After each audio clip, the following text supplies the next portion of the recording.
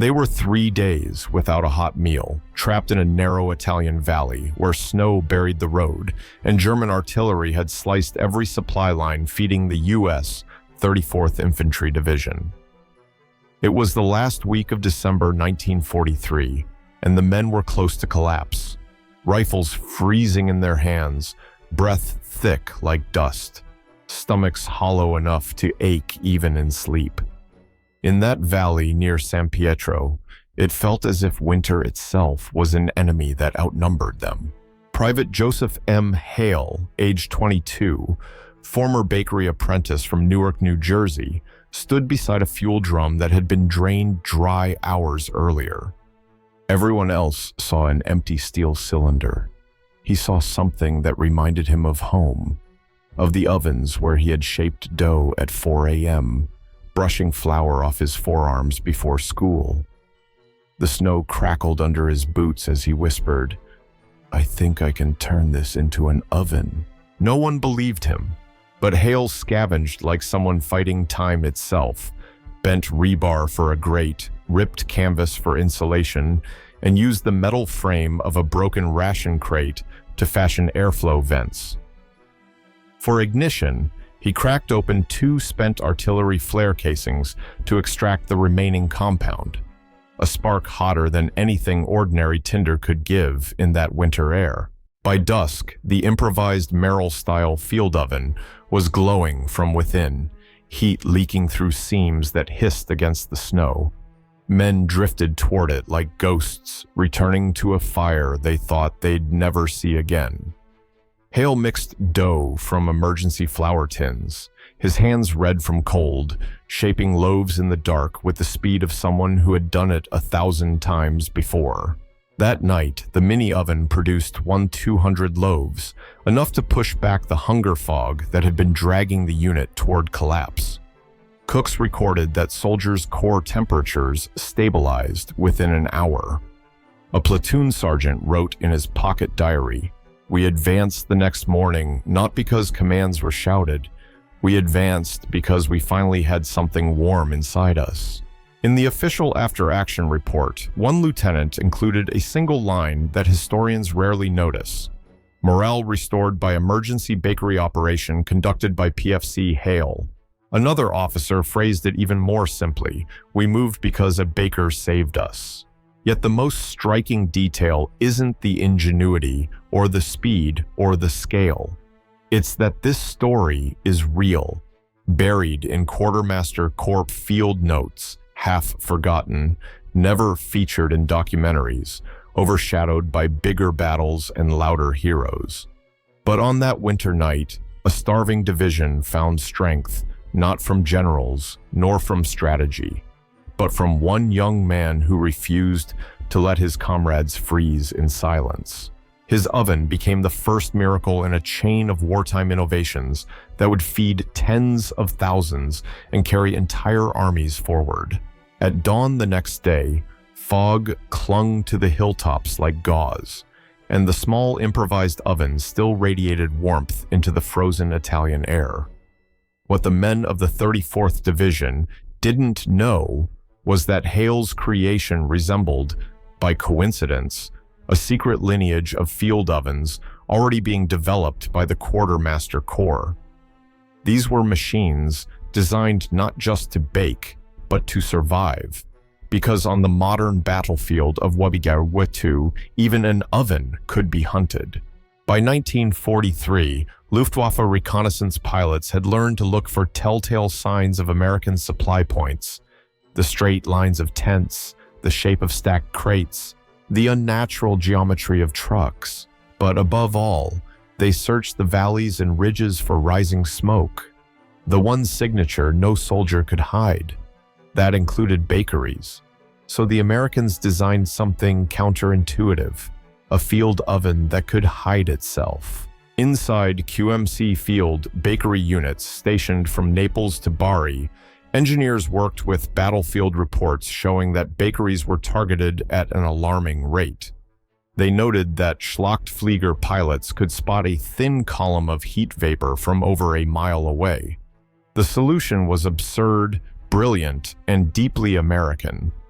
Fold-down chimneys, mud-cooled walls, and wet burlap camouflaged across the metal skin to disrupt infrared detection.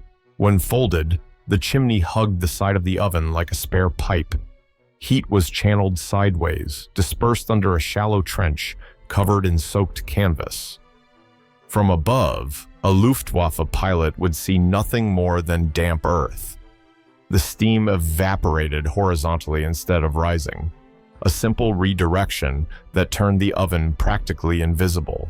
Field Bakery Unit records from late 1943 describe the new model.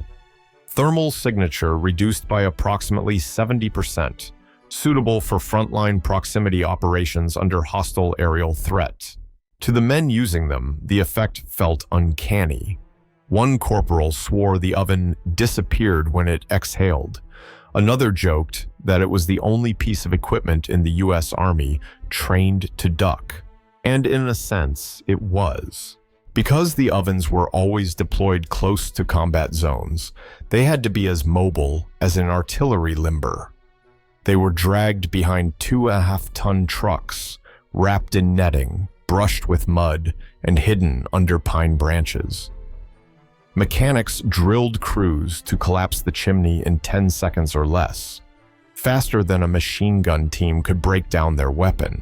A baker from the 45th Infantry wrote in a letter home, "Ma, imagine a stove that runs, hides, and comes back when it's safe. If we didn't have it, half of us would freeze or starve before the Germans ever reached us."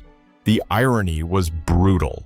A device associated with warmth and home had to behave like prey, vanishing under camouflage while feeding men who had gone days without heat. And yet, thanks to this strange, invisible oven, American lines held, quietly, stubbornly, fueled by bread no enemy pilot ever saw. Cold eats discipline long before bullets do. In the forests of the Hürtgen, where fog clung to the branches like wet wool and the air smelled of resin and fear, American medics recorded a pattern so sharp it felt like a law of nature. Once soldiers went too long without a hot meal, everything began to fail. Judgment, reflexes, balance, even the will to hold a rifle steady. The U.S. Army's medical department compiled the figures in November 1944. Hypothermia cases tripled, minor desertions. The micro-absences commanders dreaded quietly rose, and rifle accuracy on cold mornings dropped by 40%. These weren't abstractions reflected on charts. They were men shaking so hard they could barely close their fingers around a trigger. Into this misery rolled the one thing soldiers believed belonged to another world: heat. The Merrill field ovens on the Western Front were not glamorous machines. Their steel was dented, their wheels squeaked, their tools were mismatched and often scavenged from wrecked trucks. But when they arrived at a forward position, everything changed. The scent of dough and smoke cut through the static despair of the forest like a memory from childhood. One medic in the 28th Division wrote, "A hot meal brought a man back faster than anything we carried in our bags." His notes are clinical, almost cold in their precision. After 48 hours of cold rations, alertness decline, shallow breathing, slow reaction. After one serving of hot bread and coffee, pulse steadied, body heat rose by measurable degrees, coordination returned within minutes. But numbers alone never tell the whole truth. Private Elmer West, age 19, sent a letter to his mother after collapsing from cold and exhaustion.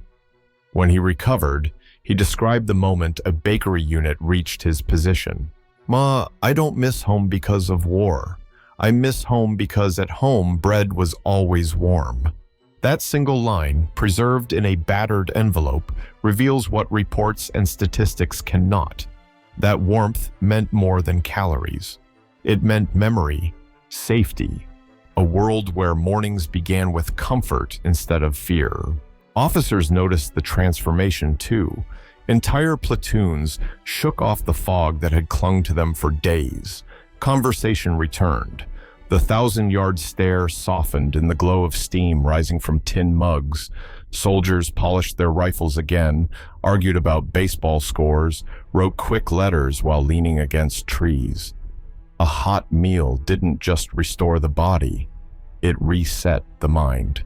And this mattered in the Hurtgen, where every yard of muddy earth demanded precision, endurance, and a spirit that refused to break even when the woods themselves seemed hostile. Commanders later summarized the phenomenon in a private briefing. 1 hot meal equals 5 saved casualties. It wasn't poetry, it was arithmetic. The cold arithmetic of survival. The field oven had become something no one expected at the start of the war.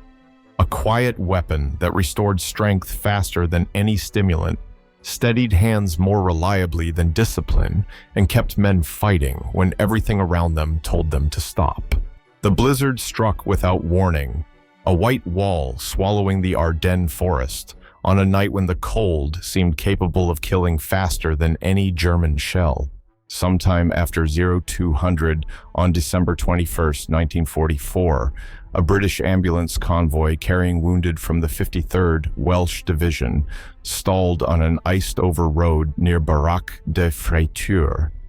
Engines coughed, froze, and died. The temperature dropped so fast that breath turned to crystals before it left the lips. Inside the ambulances, 40 men lay on stretchers, many wrapped only in thin blankets, their bandages stiff with frost. The convoy doctor, Captain Alan Drew, checked his watch and whispered the verdict no one wanted to hear. "If we don't warm them within 30 minutes, we'll lose them." Wind screamed across the treetops, drowning out the desperate hammering on frozen fuel lines. No fires could be lit. Not in this storm, not this close to German patrols. The snow kept falling, heavier and heavier, and it seemed the night had already chosen the fate of everyone in that convoy. Then a faint glow appeared through the storm. A truck, swaying, half buried in snow, dragging behind it something small, squat, and box-shaped. The driver leaned out and shouted over the wind, "Field bakery unit! Oven's still warm!" It should not have been warm. The fire had been extinguished more than 40 minutes earlier. But Merrill ovens had a quirk known only to the men who used them daily. Thick refractory panels and a labyrinth of air channels that trapped heat like a banked forge. Even when cold, they could reignite almost instantly. 2 bakers, Corporal Lewis Grant and Private Henry Ives, jumped down and wrenched open the insulated hatch. A blast of trapped heat puffed into the storm. Grant shoved in tinder, splintered crate wood, and a scrap of fuel gel. The oven roared awake. 4 minutes and 30 seconds. That's how long it took for the pot on top to begin steaming. Medics carried the pot from ambulance to ambulance, holding cupfuls to trembling lips. The effect was immediate. The wounded stopped shivering. Color returned to cheeks that moments earlier had looked gray. One soldier with a chest wound whispered, "Hot, thank God, hot," as if warmth itself were a miracle he no longer expected. Captain Drew wrote in his log afterward, "The oven saved every man, not a weapon, yet faster than any weapon we carried." As the storm eased at dawn, bakers and medics stood beside the oven, watching steam drift upward like a signal of survival. The machine's sides were dented, its wheels frozen solid, its chimney plastered with ice. Yet it had held enough heat in its bones to keep 40 men alive.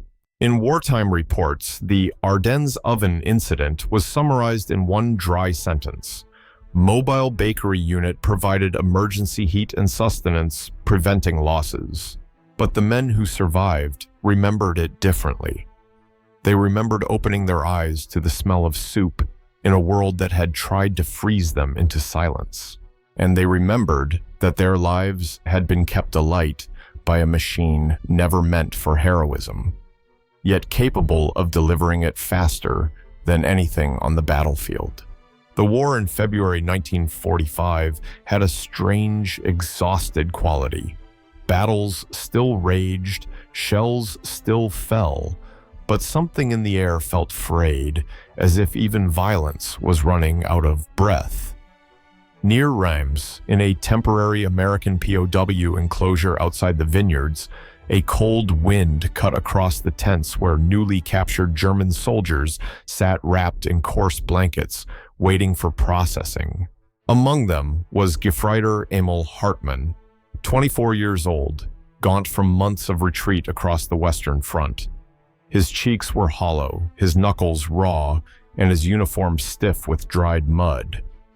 He had survived Stalingrad, escaped encirclement only because he had been pulled out on the last medical transport, and spent the following year on rations so thin they barely kept a man conscious.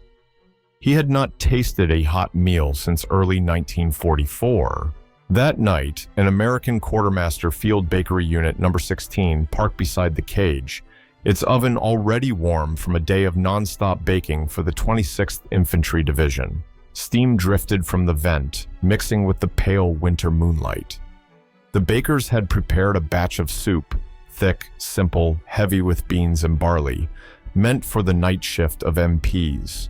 But there was more than enough, and regulations allowed the excess to be shared with POWs. Private First Class Joel Abbott, 19, ladled a portion into a dented tin cup and passed it through the wire to Hartmann. The German soldier stared at it for several seconds, eyes wide, as if he feared he was misreading reality. Then he brought the cup close to his face, and he began to cry. Not from fear, not from pain, from heat. The rising steam fogged his eyes. His fingers trembled against the metal. For a long moment, he didn't drink. He only held it, letting the warmth sink into bones that had known nothing but cold for a year. He finally whispered, almost apologizing to the cup, "In Stalingrad, a whole winter. Nothing hot." A nearby MP shifted uncomfortably. Another pretended not to listen, but the moment hung there, fragile, human, undeniable. The next morning, Hartmann approached Abbott again. He stood stiffly, helmet removed, posture formal, as if reporting to an officer. "I hated you," he said in halting English. "I was told to, every day." He paused, searching for the right words. "But last night, I was warm, and for that, thank you." No sermons, no propaganda, no grand declarations of changed loyalties, just a hot meal. The smallest unit of peace in a war built on division. Later that week, one American baker wrote in his notebook, "You can break a man with hunger. You can change him with warmth." The field oven had become something almost ceremonial. Not a machine, not a tool, but a small altar where enemies discovered they could still be human.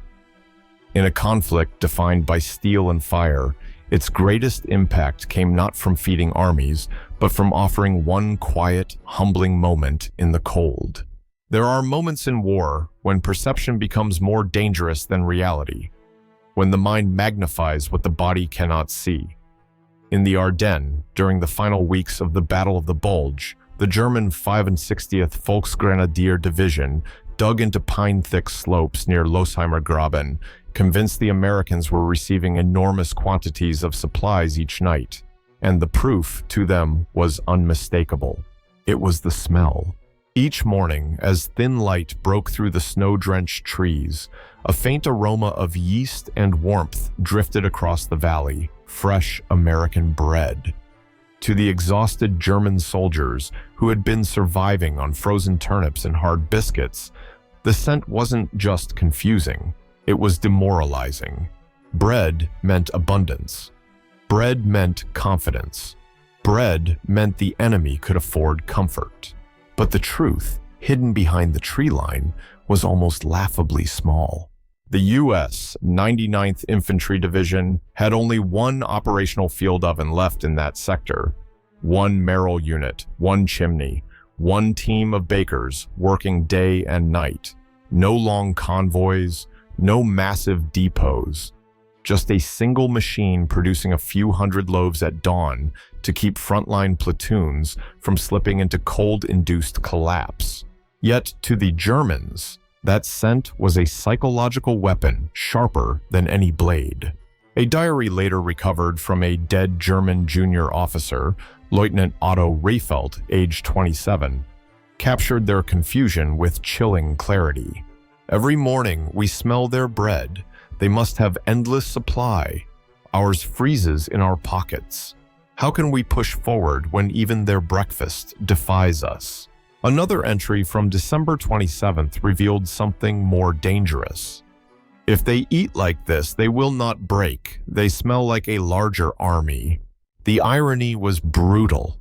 That larger army was really 4 exhausted bakers huddled around a metal oven that rattled each time a wind gust hit it, feeding dough with numb fingers, breaking ice off the water cans, and praying the fuel drums would last another day. Inside an American foxhole, Private Clifford Ray, who received one of those precious loaves, wrote home, "Mom, we get 1 slice each some mornings, but the smell keeps the whole line together."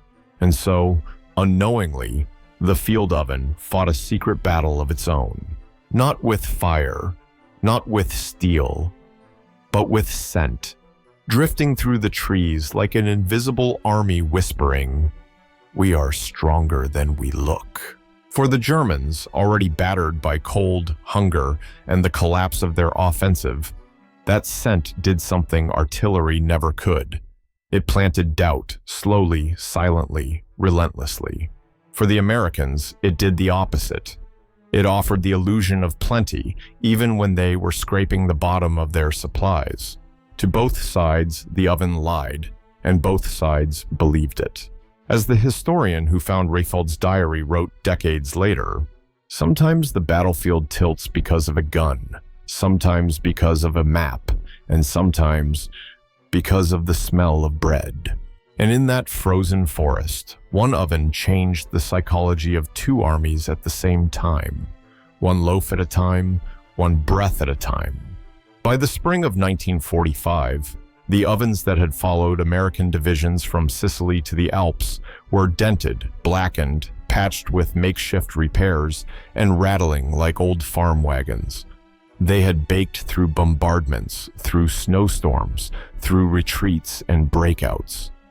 Now, as Germany collapsed and Italy staggered toward surrender, these same ovens entered their strangest chapter, a chapter no quartermaster planner had ever imagined. When U.S. forces moved into shattered towns near Casino Aachen and the Po Valley, they found something no report could fully capture.